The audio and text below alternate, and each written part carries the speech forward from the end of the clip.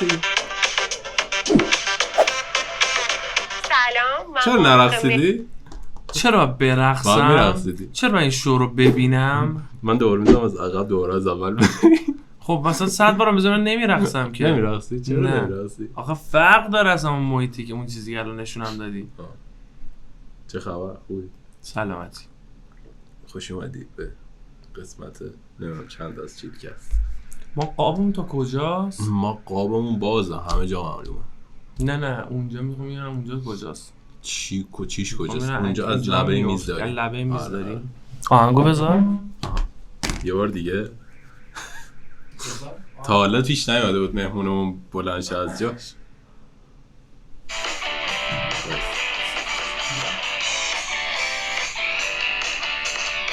سلام. نه اینجا نیست، قبلش وایسا آهنگه باید پلی شه.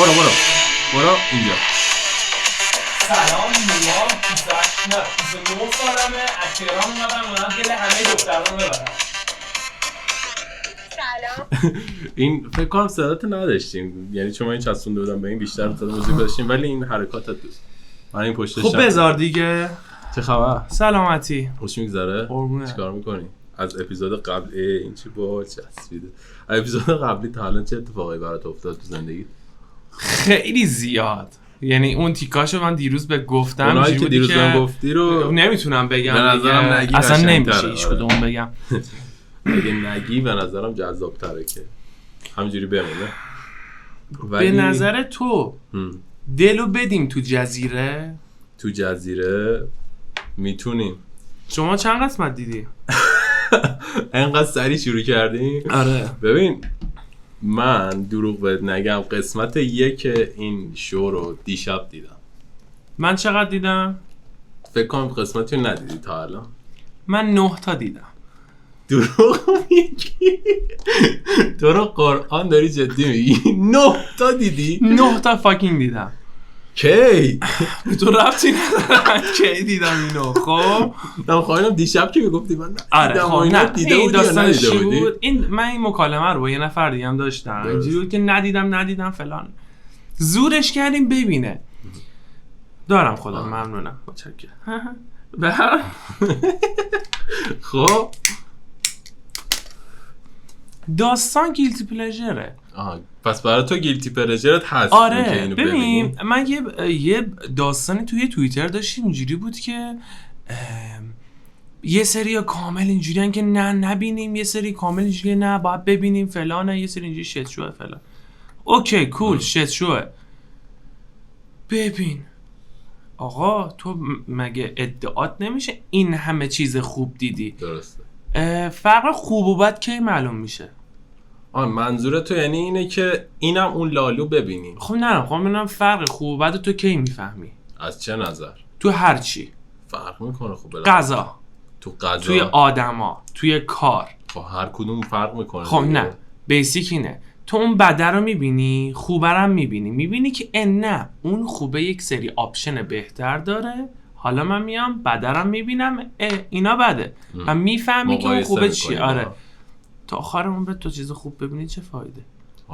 فست فود ضرر داره ولی خب میبینی دیگه. آخه ببین نه دیگه این نمیشه اینو با فست فود قیاسش کرد. نه ببین اوکی آدم من میفهمم این گیلتی پلژر خیلی ها میتونه باشه. من حتی دیشب داشتم میدیدم یه جایی داشتم اینجوری قلقلک میشدم که خوشم بیاد ببینم ولی از یه جای بعد نمیتونستم تحمل کنم. ببین یه چیزی من همیشه قبول دارم، میگم آدم برای روحش، برای چشمش، برای ارتباطش، برای همه چی باید ارزش قائل باشه. 100%. تو خوراک روحت اون محتوایی که میبینی، خوراک روزانت اون محتوایی که میبینی. خب اوکی اینم ببین چیه بیرون، چه خبره. همین صحبتم همینجاست.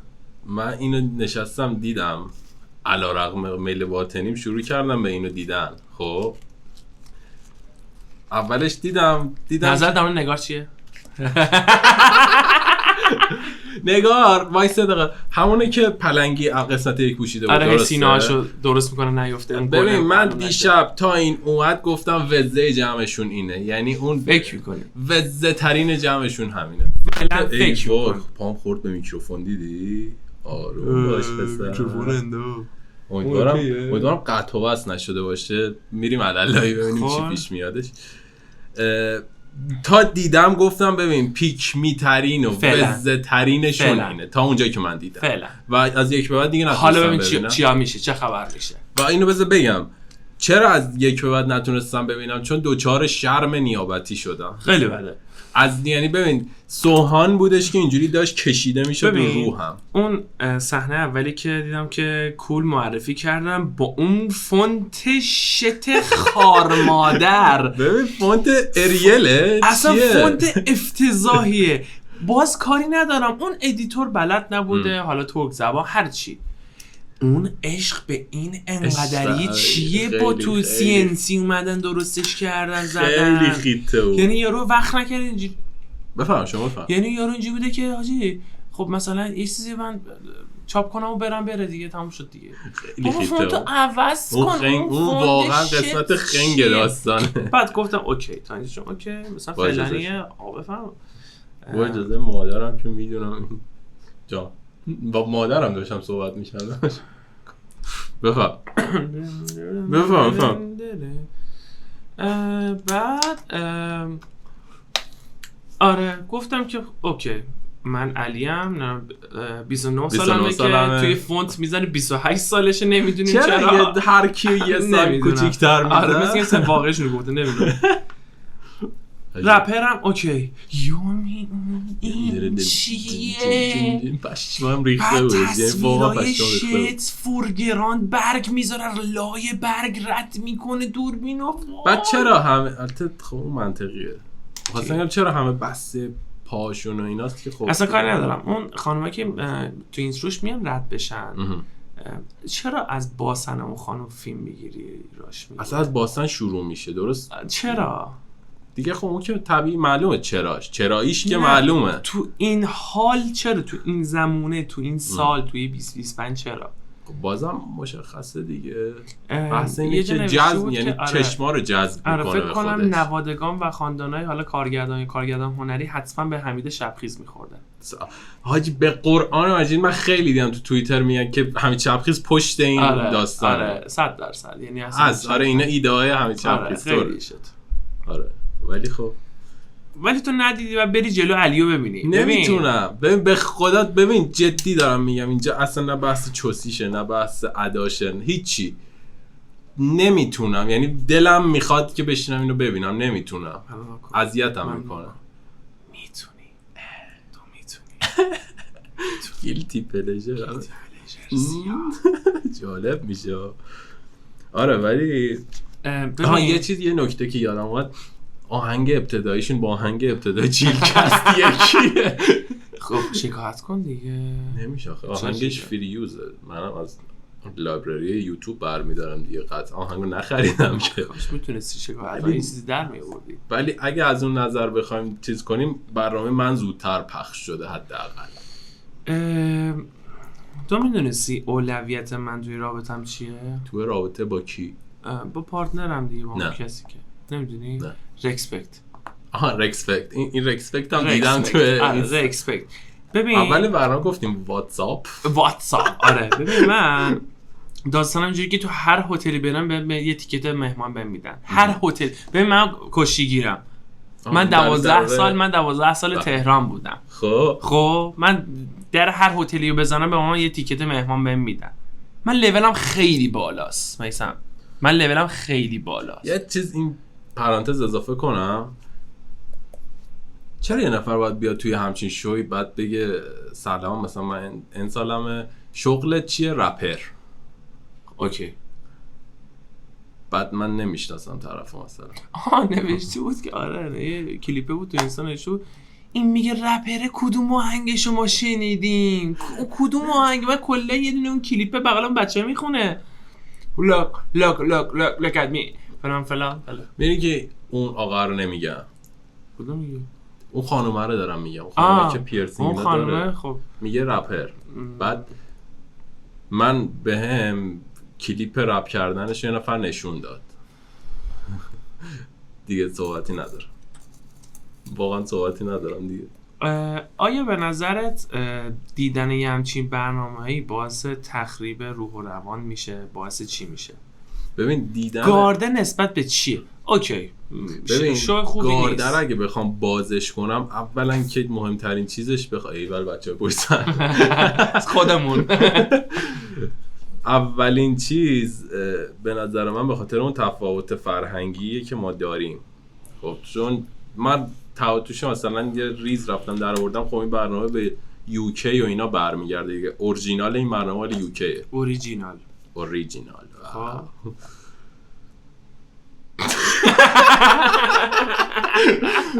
اورجینالش مال یوکیه. خب لاو آیلند یوکی که مثلا فکر کنم 10-20 سال نگوتی لاو ایسلند. لاو ایسلند خب کلا زمان رفتم من برخلاف یه سریا برنامه از اول داریم رو دیس بازی. حاشیه دوست دارم. حاشیه دوست دارم. من رفتم در آوردم دیدم یه همچی برنامه مثلا بوده 10-15 یه کلیپ معروفی هستش، نمیدونم مال همین لاو آیلند یوکی یا مال یه لاو آیلند دیگه است. خب میدونی کدوم کلیپ رو میگم؟ اون که پسره دختره اول برمیگره، پسره میگه که تو قیافت خیلی بچگونه میزنه نفر بعدی، بعد پسره میگه که ولی اگه اشتباه نکنم پسره به دختره برمیگردی که میندازه میگه که ولی تو کسی بودی که هیچکی انتخابش نکرد. بعد میگه مثلا if you، بعد میگه you wish. اون مال همون لاو آیلند اورجینال است اگه اشتباه نکنم، که دختر گریه میکنه میره. ماهیت این برنامه تو مخیه. من ایتالیایی یا من فکر کنم ایتالیایی شو دیدم. شما ایتالیا رو دیدی؟ نه یه مانیتوری جلوی یک آقای دم ساحلن. چه صحنه‌ای مشاهده میکنه؟ صحنه‌ای مشاهده میکنه که پارتنرش یا آقای میاد تو، خب و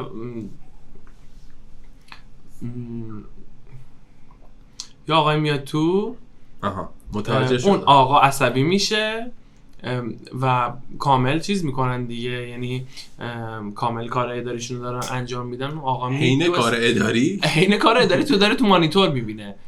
آره میدوه یه فوشی میده و بعد میره. آره خیلی به اون عرباش هم دیدی هم دیگه میزنن؟ ندیدم. آره خیلی شده. میگم اصل اساسش به تفاوت فرهنگی ما و دیگران. من یه ویدیو مثلا یه کلیپ از این برنامه دیدم، مثل که مال یکی از همین قسمتاشه که پسرها لخ شدن، دختره داره میماله ببینه کی مثلا پارتنر خودش اینا. ببین نمیخونه دیگه. می چی میگم؟ چرا نمیخونه؟ هر چقدرم که بخوای چیز بکنی کدومش نمیخونه. کی بود خدایا تو اینستاگرام داشت حرف قشنگ میزد، میگفت ببین ما چیمون الان مثلا رسیده به آمریکا و غرب که مثلا از این طرف یهو بخوایم هورتیپ جامپ بزنیم به اونجا. این تو کت من نمیره. میدونی چی میگم؟ خب شاید بگن تو خیلی مثلا الان ذهنت عقب مونده است فلان اینا، ولی خب ببین ما اینجوری بزرگ شدیم، ما این چیزا دیدنش واسه کالچر و فرهنگ ما جا نیافتاده. اوکی تو مثال بهت بگم، میری جی تی بازی میکنی یا میبینی توی نقشه علامت یه دونه چیزه کفش زنونه است. کفش زنونه. چرا میری تو؟ نباید بری. نه نباید بری. با توجه به حرفی که تو میزنی میگه اون فرهنگ اون کالچر فرق داره. من ندیدم، برای ذهنم فکر میکنم مخرب باشه، بس اون تو هم نمیرم. چرا اونجا میری اون تو؟ چون کنجکاوی، چون چیز جدیدیه. خب ببین فرهنگی درست یا غلط داره انتقال پیدا میکنه. اوکی خب این کنجکاوی به نظر باعث میشه که ما بریم به سمت این قضیه؟ یعنی درست رفتنش به سمت این ببین قضیه؟ خوب و بدشو نمیگم، ولی 100% آدم میره سمتش. آره رفتن که میره. آدم سمت مثلا پرنم میره. آره ولی ببین خب یه تیکش تو اینجوری که آگاهانه میری یا ناآگاه میری، این خیلی فرق داره. این که آقا مثلا میگم به قول تو این داستان پورنو اینا همه این هیته، تو میگی آقا با فرهنگ ما فرق داره، نمیخونه. خیلی چیزا وارد فرهنگ ما شده و یه جورایی ایرانیزه شده، تبدیل شده و ما حالا تقریبا میشه گفت قبولش کردیم. همون دیگه اونم اشتباهه. من بحثم اینه که این چیزا قبول نشده هنوز تو عامه جامعه. مشکلت با اون چیه؟ مشکلم اینه که اون تاثیر منفی رو میذاره. تاثیر منفی چی میذاره؟ تاثیر منفی میذاره روی روابط، تاثیر منفی میذاره روی اجتماع، اینجور ببین این محتوای جذابیه، ناخودآگاه محتوای جذابیه، مخصوصا تو ایران که محدودتر بوده، همه چیش بسته تر بوده. روی رابطه چه تاثیر منفی میذاره؟ خیلی چیزا ممکنه بعد از اینجور کانتنت ها رواج پیدا بکنه که قبلا نبوده. مثلا باید فکر کنم حضور ذهن ندارم. شر رو ور داری میگی؟ نه به خودم. واضحا داری شر رو ور مشکل من خودم از سازنده های بلایند دیت بودم. خب من اینو الان حق دارم که بگم که آقا برنامه بلایند دیت که می ساختم ساختگی بوده دیگه. خب اوکی. خب من یه داستانی بهت بگم. ببین تو الان دلیل نداری واسه من بگی که اون توی رابطه چه تاثیر منفی میذاره. چرا؟ دلیلش دارم مقدمه چی میگم که حالا من یه چیزی بگم. من خودم وقتی این برنامه رو میبینم چی کار میکنم؟ آدما رو آنالیز میکنم ببینم آیا اون چیزی که واقعا فکر میکنم هستن یا نه. خب که نیستن. خب که نیستن. تو توی رابطه توی روزمره توی ارتباط با پارتنر، ارتباط با همکارا همیشه اینو داری. اوکی. اینکه یه سری خودشون نیستن رو داری. آیا میتونی حدس بزنی؟ نه. خب نه ببین میدونیم بحث من کجا بودش؟ بحث من اونجاست که مثال همین بلایند دیتی که خودمونم میساختیم و میزنم. خب یه سری چیزها رو ناخودآگاه که نمیشه خودآگاه جا میدادیم تو این قضیه که قطعاً بیننده رو جذب بکنه به خودش. خب حالا باز بلایند دیتی که ما میساختیم نسبت به خیلیا محتوای زرد نداشتش. خب یعنی خیلی بعد از ما محتوای زردش خیلی بیشتر شدش. تاثیر منفی که مثلا روی رابطه میذاشت چیا بود؟ مثال دیده بودی دیگه، میگفت مثلا دوست پسرم نباید زیر 500 میلیون حقوق بگیره، نباید مثلا فلان کنه، درآمدی زیر 500 میلیون نباشه، ماشینش فلان نباشه. مایی که کننده کار بودیم میدونستیم که این کانتنته. خب ولی اعم جامعه، اون جامعه زیادی که اینا رو نگاه میکردن سنشون هم اکثرا پایین بودش، اینو نمیفهمیدن و این ناخودآگاه پیش می اومدش که مثلا آره این الان باید جا بیفته که آره پسره اگه زیر 500 میلیون میگیری کنسل مگه نیست؟ نه هست. ببین من یه چیزی اذیتم میکنی. نه نگاه کن، گوش کن به من. سردرد گرفتم. گفت من کنسل. من درخواست میکنم راجع به اینترو تو پاکم بعدی صحبت کنم. آره که من یه بحثی رو بهت بگم. خورد ما تو اون جامعه پسرونمون اومدیم بالا. از بچه‌ای بهت بگم، اون کسی که توی خونش آتاری داشت، PS1 داشت، یه محبوبیت خاصی داشت توی بچه‌های کوچه توی اون اطراف. اومدیم بالاتر توی مدرسه، اونی که اون جامدادی بهتر رو داشت، اونی که اون لباس بهتر داشت، اونی که اون خوراکی بهتر رو داشت، همیشه ما تو ذهنمون داشتیم اون آدم باحالیه.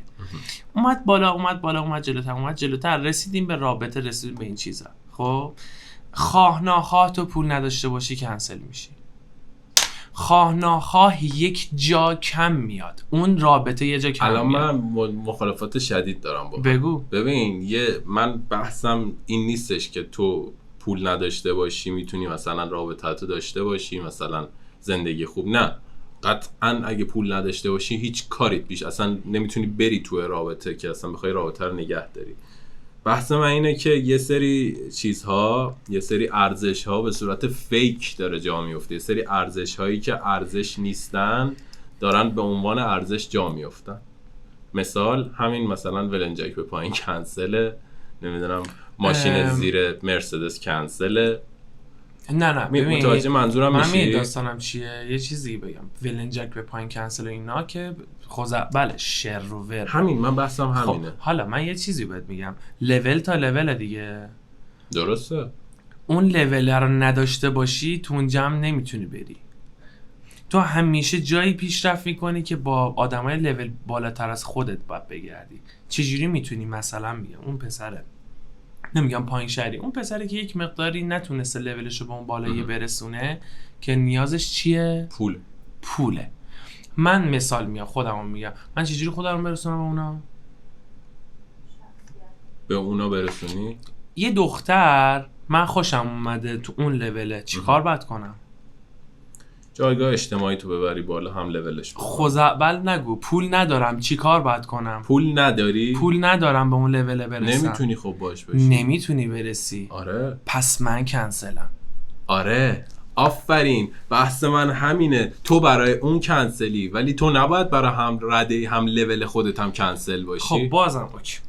اون هم لول خودت وقتی خودش یه سری چیزا رو نداره نمیتونه تو رو کنسل کنه. میتونه؟ اوکی. ببین تا یه جایی مثلا تا 3-4 سال پیش من گفتم کول، ماشین نداری کول، موتور نداری اب نداره، فلان چیزا نداری اب نداره، یه دختر پیدا میکنه باش میزازی اوکی. از یه جایی به بعد غریزت میگه که باید وسیله داشته باشی. آره. باید اون امکانات رو داشته باشی. وسیله داشته باش. 405 داشته باش. نه مرسدس. 405 چنده؟ اصلا بحثم به این نیست بابا. من بحثم به اون دارید بغلطه میکنی. آقا ببین بحث من اینه آقا تو کارت با اون 206 هم راه میفته، ولی 206 با 206 آقا من میگم 700 تومن. خب تو کارت با اون 206 راه میفته، ولی توقعی که از تو میره با همین لول درآمد، با همین لول اجتماعی که داری، توقع جوری اشتباه جا افتاده که تو باید مرسدس زیر پات باشه نه 206. تو میتونی اینو هندل بکنی؟ خب من یه چیزی بهت بگم. توی روابط پسر و دختر به نظر من قانون بقا داره حکم فرمایی میکنه که اشتباهه. که اشتباه یا غلطه اصلا کاری نداریم. الان حکم فرمایی میکنه یا نه؟ آره 100%. چی میگه؟ میگه هر کسی قدرت بیشتری داره که قدرت اینجا اون مثالش میشه پول. هر کسی که جایگاه بهتری داره اون فرمان رواه. تو آلفا پک اون دورت باید بشی، اون هیته که داری مثلا زندگی میکنی باید بشی. آلفا پک بودن نیازش پوله. خب هر کسی دسترسی داره به اون اندازه از پول. هر کسی میتونه برسه به اون لوله. میرسیم به یه چیزی. تو لولت اینجاست خب، یا توهم داری یا اینکه دوست داری به اون لوله برسی. اونو ولی دیدی. من اون لوله رو دیدم. دوست دارم مثال میگم به قول تو اون 207 رو داشته باشم. میخوام به اون دختر برسم، دوست دارم 207 رو داشته باشم، دوست دارم فلان n میلیون تو حسابم پول بشه. اوکی چجوری برسم بهش؟ راهی نداری. نمیرسی چون آلفا نیستم تو اون پک. توی اون پک اون آلفا نیست. خب بازم دلیل نمیشه که تو کنسل بشی.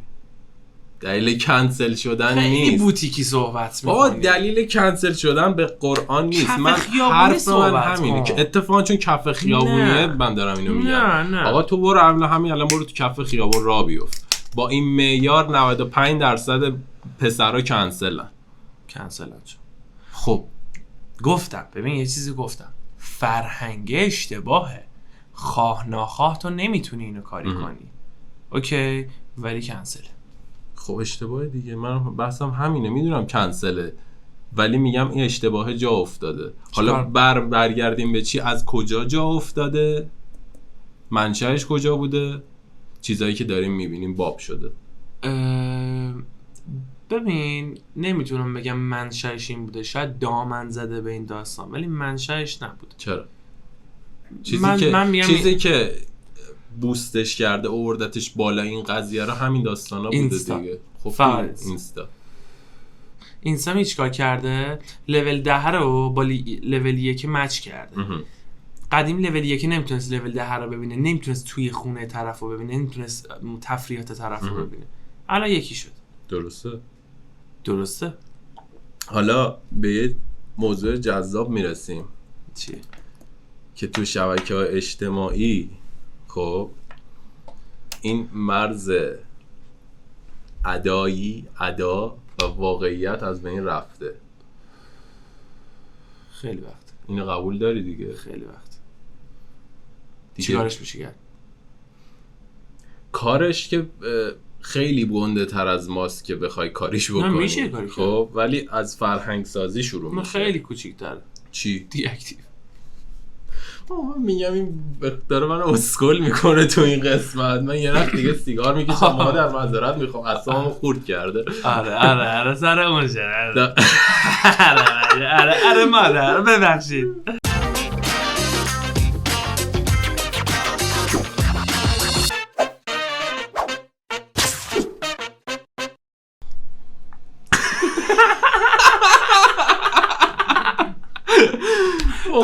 سوال بپرس. مخاطب نمیدونه چرا من دارم میخندم اینجوری هرسی. این خنده های عصبیه، نمیدونم و شاید حالا هم نفهمم، ولی یه روزی من پخش میکنم. ولی اصلا مسیر رو من بدم راجع به اینترو توپاک صحبت توپاک یه اینترو داره، یه چی داره، یه ریکورد داره، این فروپاشی روانی یه بار کرد. دیگه. توپاک یه اینترو داره. من هر وقت میشتم قلبم بدن میگه ماما I got the shock، یعنی ماما من خوردم. آره خب داشتم میگفتم بفهم. دلیل خنده های عصبی منو شاید بعدها متوجه بشی. ما یه پارتی داشتیم که اسکیپ شدش، برای همین چون رشته کلامم پاره شده من میرم سراغ چیز بعدی که توی بحثمون نوشتم اینجا. عرضم به حضورت ببین اگه بری مغازه 30 تا بستنی کیم بخری میری بس کن نیما بس کن. میری به طرف میگی مثلا طرف میگه آقا بفرمایید، مثلا میگی مثلا چی خریدم، چند تا چی دارم، سیکیم. و اگه از با من بودی خوبه گفتم اپیزودمون چارچوب داره یه ذره خدایا. باز مامان من باز این اپیزودو میبینه میگه یا فلفل میریزم یه در بیسیک بهت بگم. کوما با اون همه خفنی فلان از شهرهای مختلف میره ازش میپرسم مثلا فلان چیزو بگو، یو وسط فردا فوش خار مادر میده. اون نمیدونه معنیشو، من که میدونم. من احمق چرا گفتم پدر منه. اگه خیار باش بخری چی میگم ولش کن. بعد خودم میام میخورم همینا. بحث بعدی که نوشتم اینجا در مورد اینه که جنگ جنسیتی که الان هستش میترسم باید یه بحث جدید شروع کنم ولی در مورد جنگ جنسیتیه که خواستگاهش فضای مجازیه یا واقعا یه همچین جنگی در گرفته. چی مثلا؟ مثال مشخص بزنم. مثال همینیه که الان دخترها و پسرها دارن یه سری به اصطلاح اینفلوئنسرها میذارن روبروی همدیگه، یه سری به اصطلاح فمینیستا که به عقیده من قطعاً مرد ستیز هستن و منتقد فول تایم همچین آدمایان، مثل خانم شیما کاتوزیان. اصلا ابایی ندارم که اسم ببرم. مثل اون یکی خانومی که ابروهاش نخه مثل دشمن سیندرلا میمونه. خب اسمش واقعا اسمش یادم نمیاد. بهش میگن مامی. خب اون که میگفتش خولم من، میگفت خولم من نمیدونم بیام با تویی که مثلا فلان مامی. تو اینستا رفتی دیدی یا تو اون سایت دورنگه؟ نه چون توهین نمیخوام به کسی بکنم تو اینستا دیدم. حالا اگر فعالیت جای دیگه دارم به خودشون مربوطه. ما ربطی نداره. هر موقع دیدید که یه کسی همچین چیزی گفت یا گفت که نمیخوام از خودم تعریف از خود نباشه یا اینکه من اینجوری نیستم، بدون که همه تعریف از خوده هم میخواد برینه بیاد.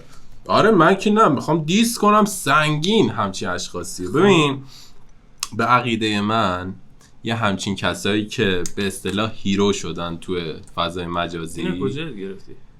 نمیدونم این هیال من گفتم اینجوری کردم. تو گفتی؟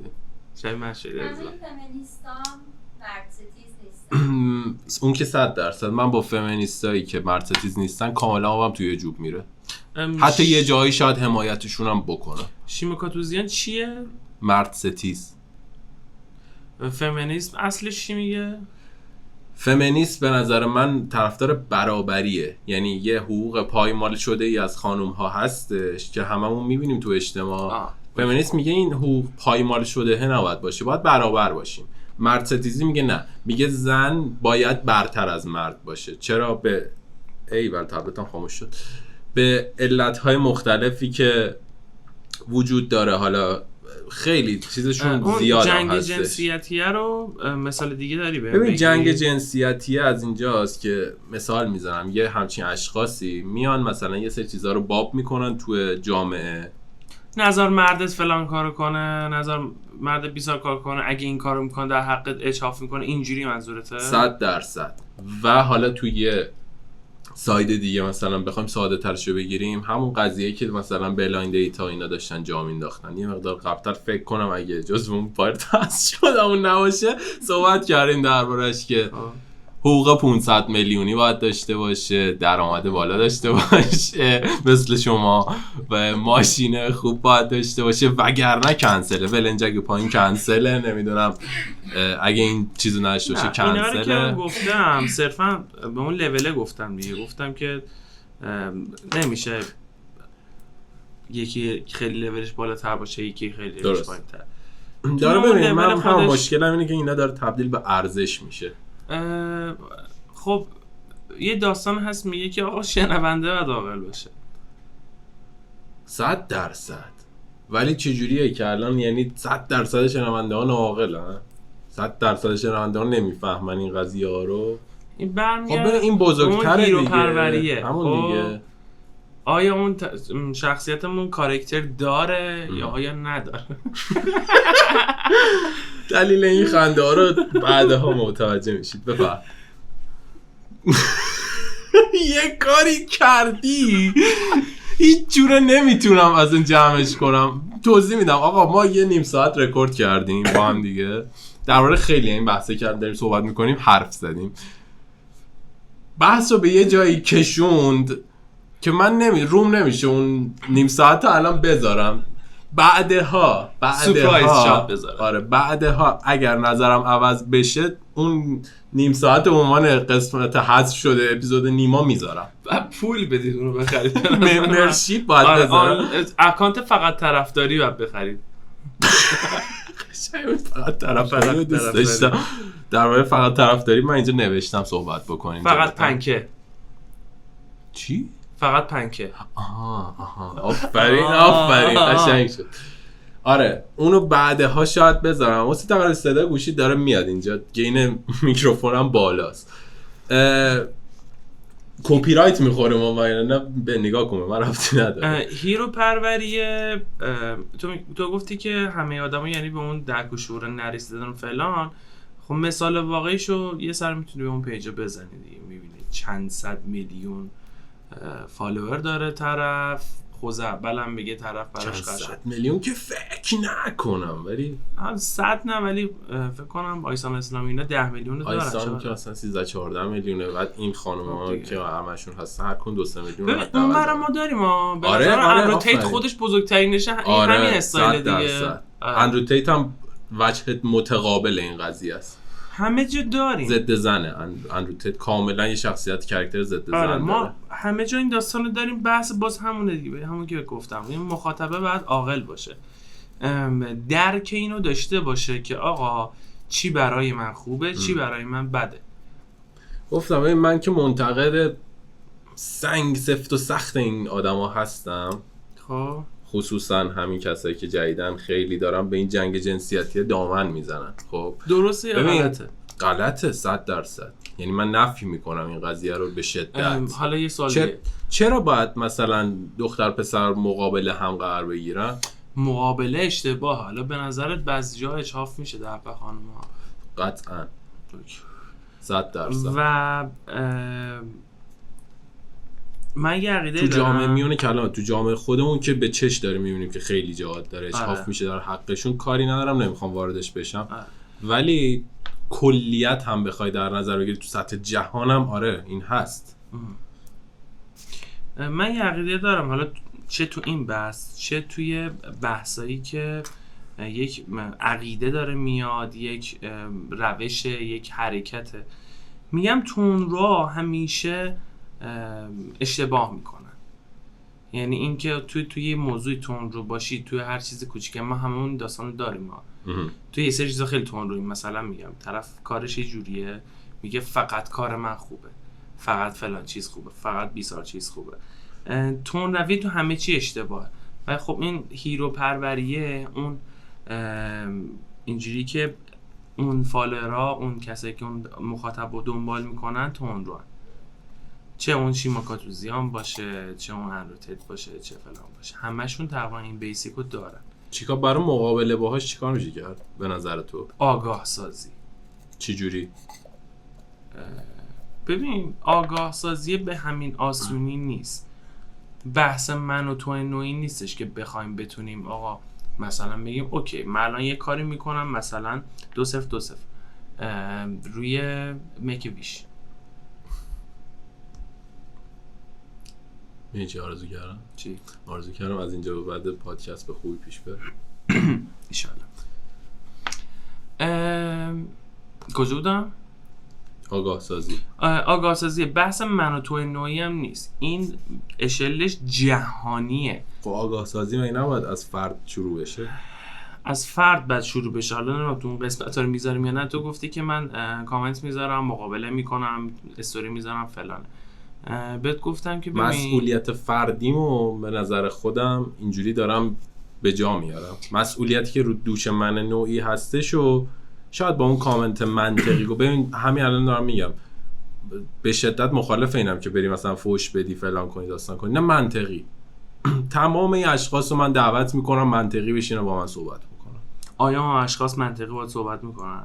همین دیگه. اگر تو خودشون ببینن که بتونن با منطق صحبت بکنن، نه صحبت میکنیم. بحث این که تو خودشون ببینن نیست، بحث این که اون طرف آیا انقدر منطقی هست تو یه چیز درست بگی اون نیست، لحظه قطعا نیست. همون دیگه. چون من منطقی صحبت کردم خب بلاک شدم. پیروان اون آدما هم به تبع همون شکلیه.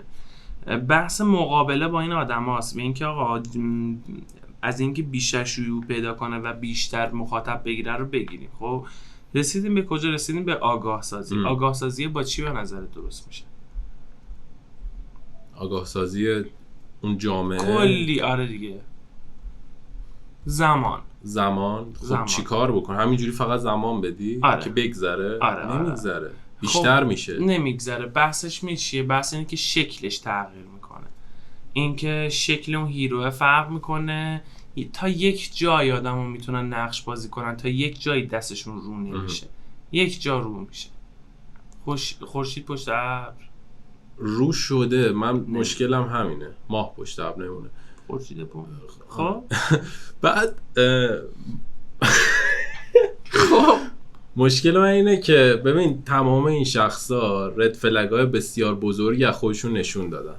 خب همین خانم شیما کاتوزیان، اون یکی خانمی که اسمش هنوزم یادم نمیاد چی بود، همون ما بهشون اینجوری میگیم، حالا مامی ولش، از خودشون یه سری رد فلگ‌ها رو نشون دادن. من مشکلم با اون به اصطلاح پیروانشونه که این رد فلگ‌ها رو دارن میبینن و همچنان دارن ادامه میدن. بحث اون تون رو بودن است دیگه. من انقدر تون رو هم نمیبینم که کار فلان طرف اشتباهه و اون ادامه. همون چجوری باید اینو آگاهش بکنی که آقا این شخصی که تو داری دنبالش میکنی داره تاثیر به شدت منفی میذاره. حسیار این داستانی که گفتم. از اطرافیانت شروع کن. من به میثم میگم، به حسین میگم، به فلانی میگم، به بیساری میگم. اون کامنت گوشتن منم اطرافیانم نیست. نه مطمئنی؟ بحث اون نتورک مارکتینگ، بحث اون ارتباط مستقیمش سیرکل است، میدونم که سیرکل است. من ارتباط خیلی بیشتر، مثال بهت بگم، تو یک عقیده‌ای داری اشتباهه، من نیما میتونم برات بیشتر تاثیر بذارم یا آدم رندوم که زیر پستت کامنت گذاشته؟ توی نیما قطعا. خب همون واقعا بحث همینه. ببین مثال از فالوورای من میرن تو پیج همچین کسی، خب بر اساس الگوریتم اینستاگرام کامنت من برای فالوورم نوشته میشه، میاد اول تاپ میادش. اونجوری من نمیتونم تاثیرمو بذارم. نه به نظر من نه. اگه قرار بود با این جور چیزا تاثیر بگیره طرف، حتی به اون لول نمیرسه که فالو کنه که تاثیر رو نگیره. نه فالو هم نکرده، آقا پستش تو اکسپلور دیده. خب مثال همون یه لحظه دیده، یه لحظه خوشش اومده، یه لحظه فالوش میکنه. خب بحث من اینه، اگه تو اون سیرکل نزدیک آدما خب حداقل یک نفر میثم نامی، حداقل یک نفر نیما نامی، حالا من نمیگم حتما ما خدای متقیم همش درسته، ولی حداقل یه چیز بیسیک به نظر ما یک سری معقولات درسته. توی اون اشله من بیام 4 نفر دورم رو درست کنم، تو 4 نفر درست کنی، ما فقط با هم در ارتباط نیستیم که آدمای خیلی مختلفی باز بیشتر دور ما هستن. اون رونده به نظر من خیلی، گفتم تایم طول میکشه، رونده آروم آروم میره جلو ولی درست میره جلو، ولی یعنی تا جایی که درست جواب میده. همین میخوام ببینم در نهایت جواب میده، این موجه شکسته میشه یا نه؟ موجه امیدوارم شکسته شه. هیچ چیزی قطعی نیست، واقعا اون که قطعا واقعا امیدوارم که شکسته بشه، چون اصل اساس این بحثی که دارم میکنم سر همین جنگ جنسیتی است که داره آسیب میزنه به همه. میدونی چی میگم؟ به همه داره آسیب میزنه، نه فقط خود من نوعی رو نمیگم، به همه داره، به کل جامعه داره آسیب میزنه. یه سری ارزش‌های اشتباهی که جا افتاده، یه سری رفتارهای غلطی که تو رابطه ها جا افتاده، اینا همه چیزاییه که واقعا رد فلگ جامعه محسوب میشه و امیدوارم یه راهی باشه که بشه جلوشو گرفت. با عقل الانم، با این چیزی که میدونم، به نظر من این دهان به دهان رفتن اون صحبت ها بهتره تا اینکه کامنت بذاری. من خودم این شکلیم، یه کامنت منفی میبینم یا مثبت میبینم، یه چیزی در مورد چیزی گفته میگم ولش کن باولش. ولی وقتی میسم بیاد مستقیم رو در رو با من صحبت کنه خیلی تاثیرش بیشتره. بس اون فالو کردن هست دیگه، فالو صحبتی، فالو این که من تو رو فالو کنم، بیای تو سمت من، بیای سمت عقیده من. بهتره که اون شخصایی که دنبال میکنن خودشون کاراکتر خودشونو داشته باشن، یعنی دنبال روی کاراکتر دیگران نباشن. یه بحثی داریم دیگه، خب همه نمیتونن کاراکتر رو درست کنن، حداقل دنبال روی کاراکتر اشتباه نباشن. همون دیگه، اگه دنبال تو یا کاراکتر خودتو داری مستقل از همه چیز، میگی من اینم، کامل کاراکتر چک گرفته، یا کاراکترت ناقص، دنبال اینی که اون نقصاشو نواقصش از دیگران، از کسایی که آیکان شدن بگیری، یکی پر کنی. مثلا بگی خب این فمینیست خفنی، اینو میگیرم برای خودم، این مثلا آدم پولداری، اینو میگیرم برای خودم، این مثلا فلان کارو میکنه، اینو میگیرم برای خودم. باگ کل این تیکه که این همش درسته، باگ این تیکه چیه؟ قدرت تشخیص این آدما کمه. نمیتونه تشخیص درست و غلط بده، درست و خوب بده، خوب یا بدو بده. میگه که صرفا من فالو میکنم و چیه؟ اینجور آدم ها معمولا اینجوریان که دست رو درد میذارن. خب مثال میگم، چمونم من موتور ندارم، شواف میکنم. آره من موتور ندارم، یهو یکی میاد یه ویدیو خیلی تاثیرگذار میذاره، میگه که آره من کار نکردم، من بچگی کار کردم، نمیدونم کارگری کردم، فلان کردم، الان آره الان این H2R رو میبینی، اینو من خریدم. خب دود نمیشه. من اینو میبینم، یهو میبینم که رویا فروشیه دیگه. من میرم مثلا خرج یه کیش رفتنم 10 میلیارده. آره بحث رویا فروشی، همون هیرو پروری رویا فروشی. من میبینم که حاجی، من عکس قدیمیشم واقعا میذارم، من مثل اونم، منم مثلا رستوران کار کردم، منم فلانجا کار کردم، چقدر خوبه این، چه آدم چقدر شبیه منه، میتونم مثل این باشم. فالو میری نوشته میخوای این H2R رو بخری، بیا فلان پکیج منو داشته باش. روی فروشی پکیج خیلی میگن نخر، پکیجمو بهت رایگان میدم. ولی پشت اون پکیجه که رایگانه یه سری چیزا خوابیده که قطعاً به نفع تو نیست. باز دون میپاچن دیگه، یعنی مثلا یه 2 ساعت بهت ویدیو میده. میونه کلمت هر کی داره این پادکست رو میبینه حتما بره کانال آقای محمد جرجندی رو فالو کنه، ساب کنه. کیه؟ آقای محمد جرجندی یه کارشناس سایبریه، کارشناس جرایم سایبریه. من خیلی لایواشو نگاه میکنم. سفت و سخت تو این قضیه داره، تنها نفری که دیدم سفت و سخت داره، خیلی ساله تو این قضیه مبارزه میکنه. فکر کنم تو ریلز هم اومده، فکر کنم اگه شما نکنم بود. آقای محمد جرجندی واقعا درجه یکه و خودش ساکن آمریکاست. قدیم هکر بوده مثلا 25 سال پیش، بعد دیگه رفته و اینا، الان کارشناس جرایم سایبریه. منم هکر بودم جدی میگم. خب باشه، من حرفی نزدم. با مولتی کرکر فالوورای امیر تتاری لیک شده بود، یوزرنیماش مولتی کرکر اینجوریه که پسورد بهش میدی. من یه پسورد درست کرده بودم، نزدیکم چقدر بود، خیلی حجمش زیاد بود. مثلا این بود، خط اول 0 بود، خط اول 0 و 1 بود، خط دوم 0 1 مثلا 2 بود. اینو میدیدی به اون خودم درست میکردی، مثلا میگفتی 0 مثلا 12 فلان، اینا رو هم داشته باش. آره فالوورا میومد، اونم میومد، دونه دونه تست میشد، اونایی که تیک میخورد یعنی پسورد همون بوده. من یه خاطره براتون تعریف کنم. اکانت دوست دخترمو هک کرده بودم که ببینم چه خبره. آره چجوری؟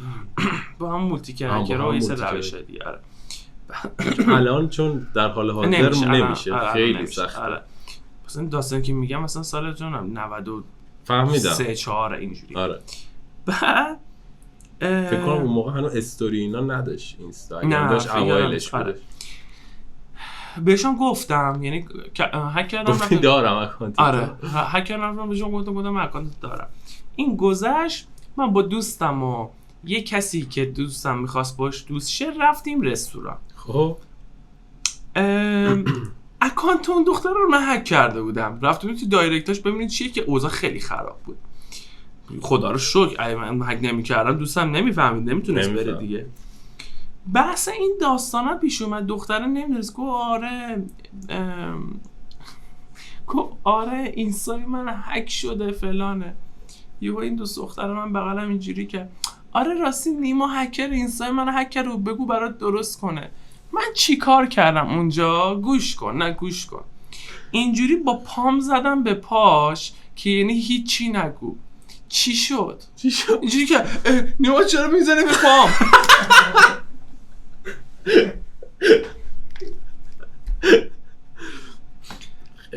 خیلی بد بود. شرایط پایینیه، خیلی شرایط پایینیه. قطره عرق اینجوری داشت میرفت پایین، اصلا خیلی بد بود.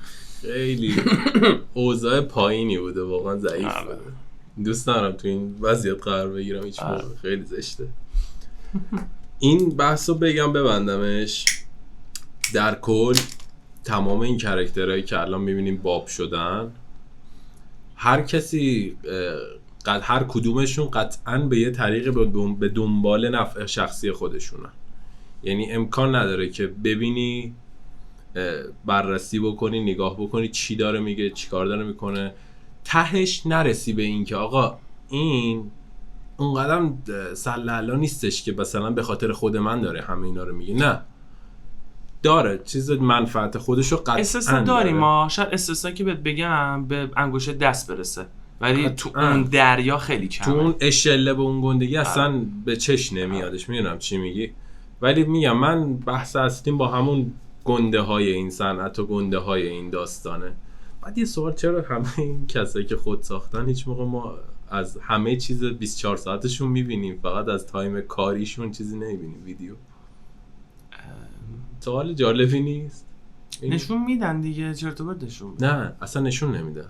یعنی تمام مستقلای خود ساخته دبی، امارات، من دیدم از 24 ساعت شبانه روزشون پست و استوری هست، صحبت هست. اون تایمی که میگه من کار کردم که خودمو ساختم من نمیبینم. اون کاری که تو کردی که خود ساختی چیه؟ من دوست دارم ببینم. دیگه پولدار شده دیگه، لازم نیست دیگه. من چی میگم؟ چرای پولدار شدی؟ اون به ما ربطی نداره. زندگی شخصی مردم آقا میسن دخالت نکن. خودشون رو ساختن یهو هرت دی شده دیگه. به ما چه؟ یه حالا بنده خدا نه سوال بود چه خرابه. آره چند دقیقه مونده.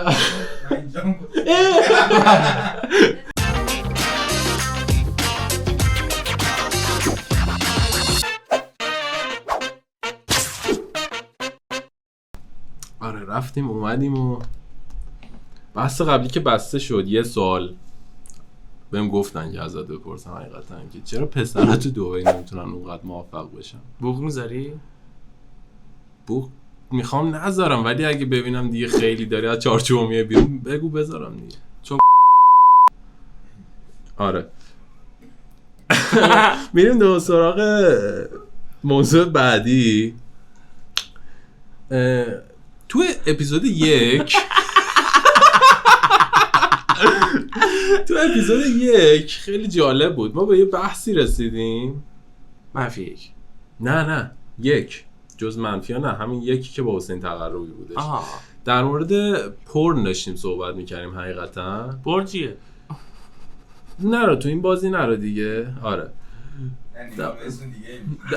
خواستم بگم میدونم. آره جاش اینجا نیستش، ما چون داریم کاملا اجتماعی صحبت میکنیم. در مورد پورن صحبت شدش و اونجا حسین تقربی شما رو شادات داد که چه بهتر که این رو با نیما صحبت کنی، شاید حرفای خوبی داشته باشه. منم 3 گذاشتم به این صحبت. نمیدونم، من بعدش تو ادیت متوجه شدم حرفش ناجوری زدم، ازت عذرخواهی میکنم. ولی اونی که اصل حرف زد داره مثل چی میخنده پشت دوربین، مثل اسب. کمر اصلاحیشو بدم خیر میفرمودی؟ خیلی دیگه. نه بفرمایید شما این نکته داری بفرم. ببین من گفتم با نیما صحبت، گفتم من یکم توی اینجور صحبت ها دست و بالم بسته است. آقا نیما کامل مطرح می‌کنه. بازم بهترش نکردی، داری بدترش میکنی. نیما جان بازش کن ببینید چی میخوای یه اضافه کنی. داستانی که هست ببین در مورد پورن و حالا کوچیک‌ترش بخوام بکنم در مورد اونلی فنز میخوام صحبت کنم. اونلی فنز خب ادایی only God can judge me. خب سوپر ادایی. خب میخواستم در این باره صحبت بکنیم. نظرت چیه اصلا در مورد این صنعت؟ نظرت چیه؟ خوبه. خب اوکی خوبه. چرا خوبه؟ چیش خوبه؟ چه یه بیسیکی بگم این که خانمانسوزه. چه داده‌ای داره؟ چه آورده‌ای واسمون داره؟ خب آورده. ببین یه داستانی که داریم ما، مثلا یه داستان پزشکی داریم، یه مریضی براش هست، پورن ادیکته. آقا یارو معتاد پورنه، یعنی اون میگه که یکی از سخت‌ترین اعتیادایی هم هستش که آره. هر آدمی درگیرش میشه. دونجون یا دانجان هم دیده باشی؟ دانجان آره. بله. اون اتفاق توش میفته دیگه، یعنی یه طرف یک پارتنری هم داره، با این که پارتنرم داره باز هم خودارضایی میکنه هستش. یه بحثی که داریم بحث اینه که باز اون ذهنیت رو خراب میکنه. خب ما یه چیز غریزی داریم، میگه آقا مثلا فلان قد طول میکشه، این اتفاقا میفته، تموم میشه میره. اوکی حالا سایت رو باز میکنه، اون سایت دورنگه رو میری تو میبینی که اینم میشه، اونم میشه، یعنی یاد میگیره. مثال میشه گفت اشتباه ولی متاسفانه اینه، مثل چاقو میمونه. تو یا میتونی باش آدم بکشی یا اینکه بیا باش آشپزی کنی، لذیذترین غذا رو برای اون پارتنرت درست کنی. خب فکر نکنم. آره خب داستان اینه، یهو میبینی که اوکی توی اون رابطه یک نفر اضافه شد، 2 نفر اضافه شد، فلان کار اضافه شد، فلان پوزیشن اضافه شد. شاید پارتنر نتونه، شاید اصلا منتالی و ذهنی نتونه با اون آمادگیشو نداشته باشه. اصلا بحث آمادگی نیست. ببین یه سری میفهمم چی میگی. آره. یه سری چیزایی داره اضافه میکنه. یه سری آره. چیزاش که اصلا تو اینجوری که اصلا من ببینم حالم بد میشه، یعنی من ویدیو رو ببینم حالم بد میشه. چه بسا که به اون لوله میرسیم که حالا خانوم از آقا یا آقا از خانوم درخواست اون کار رو داره و اینا میرن تو فایت. چرا؟ مریضی جنسی ایجاد میکنه. آره مریضی جنسی چرا ایجاد میشه؟ چون تا اون کارا رو انجام نده شاید بهش حالم نده. تا اون کارا رو انجام نده مغز ارضا نمیشه. بحث رابطه جنسی به نظر من یک تیکه خیلی کوچیکش اون بدن است، اون جسم است، خیلی بیشترش اون منتاله، اون روحته، اون مغزته. وقتی اون ارضا نشه دیگه تو اینجوری وای این پارتنر به درد من نمیخوره، سرد میشه. حالا بیا درستش کن. چجوری میخوای درستش کن؟ آفرین. هیچ جوره. با اون پارتنرت کات میکنی یا یارو رو انقدر میری رو مخش مجابش میکنی که من فلان کارو میخوام. یه سری چیزا دیگه اوور لیمیت و اوورهد خیلی زیاده. این که چه میدونم یک نفر دیگر رو وارد اون رابطه کنی، یک سری انحراف جنسی همه اینا. آره. این حرفت قشنگ بودش. اینو تا یادم نرفته بگم. کتاب ها، حالا اگر کتاباش حوصله نداره، کتاب صوتی داره یا حتی مصاحبه ها و صحبت های آقای جردن پیترسون رو برید یا بخونید یا گوش بدید یا دنبال کنید. خیلی حرف قشنگی میزنه. ستاره چیزه؟ ستاره اون سایته یعنی؟ خیر. روانشناسه. یه روانشناس خیلی کار درستی هستش. روانشناس لوله کشه فیکه. میدونم که کاربر قوی این سایت ها هستی. دوست ندارم این بحثش اینجا باز کنیم، شاید تبلیغ این قضیه بشه. چیزیه که همه باش دست و پنجه نرم کردن، امکان نداره کسی بگه من تو این قضیه نبودم، مخصوصا تو جامعه ما به خاطر سری محدودیتایی که یه هست. سری رو داریم ولی میگن نمیدونم چیکار میکنن. جدی ببین میگم من تا حالا ندیدم. من کسی پرسیدم که- آدم خیلی داشت، من نگاه نمیکنم، من خیلی اونایی که میگن نگاه نمی‌کنم نمی‌دونم. دوبار نگاه میکنم. نه ببین باز بحث همون اشل بزرگی است که تک ها به چش نمیادش. هست قطعا کسی هست که اصلا کلا سمت این داستان نرفته باشه هیچ موقع، ولی من دارم جامعه رو میگم دیگه، مش نمونه خرواره دیگه، میبینیم که هست و چیزیه که مخربه دیگه، خیلی مخربه. و یه سایتی مثل اونلی فنز که اکانت فقط طرفداری. دیشب فکر کنم صحبت کردیم که گفتی اول محتوا آموزشی داشته، من این نمیدونستم. آره یه سایتی بودی که اول، حالا محتوا آموزشی نه، صرفا یک بستری بوده که اشخاص میتونستن بیان داخلش یک مطلبی ارائه کنن که اون مطلب قفل باشه، برای همه آزاد نباشه. یک نسخه پولی ازش ممبرشیپ باید داشته باشی. آره یه که نسخه بتونی پولی بهش ازش دسترسی میخری، بتونی به اونا دسترسی داشته باشی. یه ذره گذشته، حالا به اون سبک و سوق رفته. ببین یه بعضی موقع هست تو نمیتونی جلوی مافیا رو بگیری. حالا اون سایت دو رنگه، یه مستند داره شما بری ببینی، از یک تایمی به بعد حالا تقریبا تونسته درستش کنه. مافیاست، یک مافیای بسیار بسیار تلخ و سیاه. این که از بچهای زیر سن قانونی استفاده میکردن، از کسایی که نباید شرایطشون اونجوری باشه استفاده میکردن. یعنی پخش میشد. آره تا یک تام خیلی پخش میشد. آره خب چون الان که قطعا نمیشه، چون این زیر سن قانونی اینا که میره تو بحث دارک وب الان دیگه. آره الان میاد چیکار احراز هویتش چیه؟ احراز هویتش الان اینی که من یه دونه مسابقه دیدم نوشته. نه کاربر نمیگم، بازیگره زیر همون سن دیگه. دارم آره نه بحث این بود که اون کسی که میخواد آپلود کنه اون چیزا رو، مثلا مثال میگم اون شناسنامه‌شون، گذرنامه‌شون، پاسپورتش اینا رو میده، کانفرم میشه که فلان نفر این شکلیه، اونجوریه، سن قانونی داره فلان. اینجوری نبود. حالا یه سری کلمه رو نمیتونم بگم، فکر کنم یه ذره به مشکل بخوریم. سوء استفاده زیاد میشد دیگه تو اون حوزه، خیلی سوء استفاده. اگه چیز خاصی نیست بگو، مشکل نداره. نه یوتیوب چیز میکنه. آره اگه نه میدونم که الان بحث چیز نیستش نه میدونم نمیشه. نگو پس. یک سری داستان اینجوری داشت و بسیار مافیای خیلی خیلی خیلی خیلی دارکه. باز آنلی فنز هم همینه و اینکه نمیتونی کاریش کنی. آنلی فنز که میدونی، اینو تو اپیزود حسین هم گفتم، آنلی فنز میدونی که درآمد یعنی گردش مالیش تو سال 2024 از گردش مالی نفتیه، یعنی از صادرات نفتی کشور حاشیه خلیج فارس بیشتر بود. خیلی عجیبه، خیلی عجیبه. و خب حالا این ورش هم ببین که اون طرف نمیگم نمیتونه کار کنه، از چه راه آسون تری میتونه اون پول رو به دست بیاره و از چه پول خیلی حجم بزرگتری هم میتونه به دست بیاره.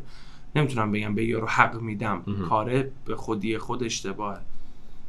یه نمیشه، من نمیدونم بگم مسیر میونبره واسه خیلی‌ها، چجوری بگم اینو. آخه اوکی، بحث چون اینه ببین که تو میونی کلمه تو مثلا جامعه مخصوصا تو آمریکایی‌ها، خب اکثر تیک تاکراشون آنلی فنز دارن، اکثر تولید محتوا کننده هاشون آنلی فنز دارن. یعنی اصلا میبینی که طرف کارش یعنی یه چیز دیگه است، یعنی داره یه تولید محتوا کاملا چیز دیگه میکنه ولی آنلی فنزش هم داره. یعنی چی میگم؟ ببین میدونی بحث چیه؟ بحث اینه که ما تو خودمونجا هم یه همچین مقوله‌ای داریم. بحث اینه که چی و با چی داری تعویض میکنی، بدن تو داری ارائه میدی در مورد چی، چی رو به جاش داری میگیری. اون بحث اینه که بدن تو نباید به راحتی در اختیار همه بذاری. حالا اون به اون شکل داره در اختیار میذاره و تموم میشه. خب چرا همشون این کارو نمیکنن؟ یعنی تو بدون که یک عقیده مخالف این جبهه هم، حالا اینجا که هیچ، ما اینجا اصلا خیلی داستان فرق داره، اونجا هم داریم این عقیده. یعنی میگی بدن دیگه حریمی نداره. آره بعدن دیگه هیچ حریمی چارچوب و نداره. حریمی دیگه. ببین مثلا یه باگی بهت بگم خیلی چندش و کثیفه. ما توی قانون یوتیوب و اینستاگرام یه بحثی داریم که مادر رو میخوای بگی؟ آره مادر که داره حاله سینه مادر اگر برای شیر دادن این داستانا باشه مشکلی نداره. خب یه سری ها میومدن خودت بهم نشون دادی. آره بچه عروسک الکی فیک بچه، می آره. آوردن بعد خب نشون میدادن. کثیفه دیگه. آره راه کثیفه. روش خیلی کثیفیه. آره کثیفه، درست نیست، کثیفه این داستان. یعنی که واقعا هم شاید یارو بچه داشته ولی خب بازم دیگه داره پابلیک نشون آره میده. چی میگم؟ بچه بزرگ شه مثلا من میتونم به بچه بگم که میمی مامانتو دیدم. آره میفهمم چی میگی، دقیقا همینه. این راه و روشه خیلی کثیفه. پس پول در آوردنه. تو گفتی پول میونه کلمه. گفتی پول منو بده. اون پوله قبلا هم گفتم سروشیشکست تو مجاز یه لاینی داره که قشنگ میگه که سکسه که میفروشه واسه همینه که عروسکا باربی شدن. بحث اون توجه است که این دید جنسیتیه میخره. یعنی تو هر چیزی بخوای ببینی، تو عشق ابدی، تو اینستاگرام، تو بلایند دیت، تو هر محتوایی که داری به صورت آنلاین تو این پلتفرم نگاه میکنی، تو همه پلتفرم‌ها نگاه میکنی، اگر بره به سمت جنسی شدن ناخودآگاه میگیره دید و نگاه ها رو جذب میکنه به سمت فقط خودش. مختص اینجا نیستش، همه جا اصلا کاملا. اصلا تیک تاک یه پلتفرمیه که هیچ چیزی نداره دیگه. هیچ چیزی، یعنی تو نودیتی رو کامل میتونی تو تیک تاک داشته باشی بدون اینکه بند بشی، بدون اینکه تیک تاک بریز. من بگم باید توییتر. نه تیک تاک به شدت افتضاح تر از توییت. یعنی توییتر چیزایی که میبینی بچه تیک تاکه. میدونی چی میگم؟ توییتر منو پن ندیدی. نمیدونم چرا نیما رو دعوت کردم. نه دور از شوخی. آره تیک تاک پلتفرمیه که به شدت هیچ مرز و چارچوبی نداره. خب یعنی همه چیزایی که تو سایت دورنگا رو که میبینی تو اونها همشون تو تیک تاک هست، کامل واضح بدون ذره سانسور. تو چرا میدونی؟ من دیدم. آقا دروغ چرا؟ من تیک تاک داشتم و دیدم قبل اینکه تیک تاک نشه اصلا دیگه بری توش بود. آقا یکی از معدود پلتفرمایی که هیچ چیزی نداره و اثر همینه که مثلا میبینی طرف تیک تاکره. تیک تاک چون تو ایران نمیدونم بگم خدا رو شکر کمتر جا افتاده خب، ولی امریکایی اکثرشون تیک تاکرن. خب اکثر تیک تاکراشون میبینید طرف توی تیک تاک 100 میلیون فالوور داره، تو اینستاگرام 10 میلیون فالوور داره. چرا؟ چون اونور داره میتونه بدون اینکه چیزی جلوشو بگیره اصلا از اینستاگرامش استفاده میکنه همه رو بکشه سمت تیک تاک. بس مالیش هم هست دیگه. تیک تاک چیز داره، مانیتایز داره، پول میده، ولی اینستاگرام هم مانیتایز داره. نه به اون صورتی چیز نیست. چرا؟ اصلا برای امریکا الان میدونم خیلی راحت میتونی مانیتایز بکنی.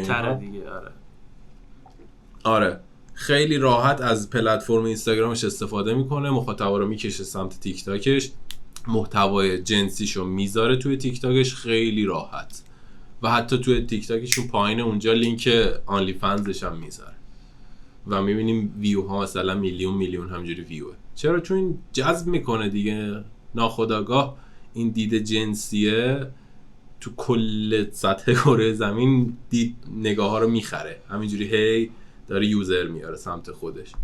این روش کثیفیه به نظر من، روش کثیفیه. روش کثیفی که نمیتونی، این یکی رو نمیتونی. اینو واقعا من سر این قضیه تو توییتر با خیلی ها به داستان خوردم. تو اپیزود 2 با علیرضا درباره این صحبت کردم. واقعا زور آدم نمیرسه به این قضیه که بخوای جلوشو بگیری. بازم من عقیده شخصیمه که من مسئولیت خودم رو به جا میارم که مبارزه بکنم با این قضیه، ولی خب خودم هم ته دلم میدونم که یه دست صدا نداره، نمیتونم جلوشو بگیرم. اونی که میبینی مثلا تو توییتر میجنگم ما اینجور داستانا و اینا، حاجی من توییترم خیلی محدود. بحث مسئولیت چی گفتی؟ مسئولیت اجتماعی خودم، اجتماعی و فردی. من یه داستانی با یه چیزی رو بهت بگم، من چه شکلی هم میسنجم مسئولیت اجتماعی توی میبینم که مثلا میگم یه نفر تو خیابون افتاده برم بلندش کنم، تصادف کرده برم بلندش کنم.